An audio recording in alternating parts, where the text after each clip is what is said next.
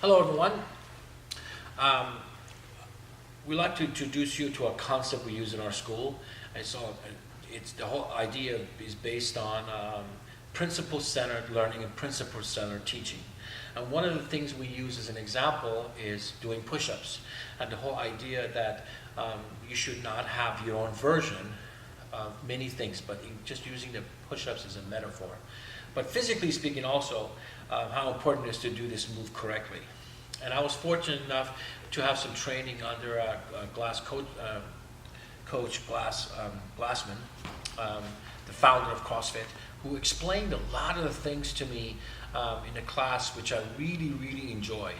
And the whole understanding of how things happen, the way the body works, the best mechanics. And I highly recommend you guys to listen to this gentleman and his approach to the whole idea of the physical movement and mobility and functional moves.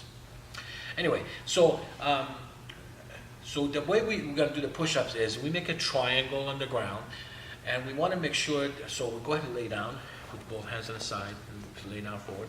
So if you lay down, we want to make sure the hands are under the shoulder, the nose touches the triangle, we go ball of the feet, and you come straight up. So we introduce the students to the concept of MLS, which is midline stabilization, which is keeping the core, the body, the midsection as strong as possible. The head is up, so the idea is to breathe in while you go down, and you touch the nose forward, and you breathe out on the way up. We can relax. So the whole idea is concentrating on breathing while we're doing this and not curving the back. Can you go do it again, please, and show me a bad form? Maybe like, there you go. See, that's bad posture. What happens, so stop right here.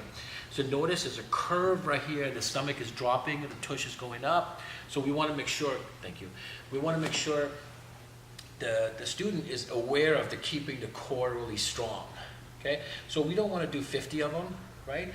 But we want to do maybe 10 sets of 5 in kind of good form, right?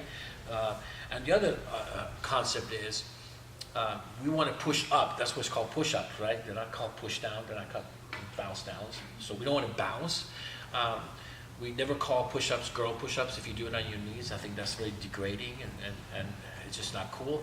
We scale push-ups. We scale them to the different levels for different people who are not strong enough. And one of the ways to scale them will be you could do it on the wall, you could do it on a cheese mat, you could do it on a box. Many ways you can scale it.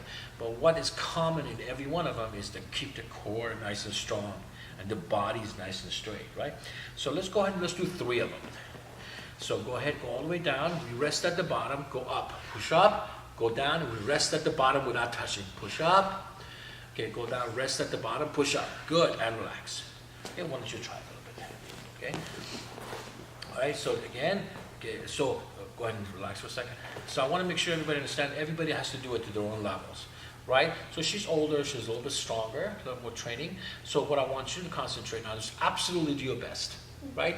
Then we hopefully will find some corrections that you can get better and people that are watching can do this better. Okay, go ahead. So all the way down, look forward, and come on up.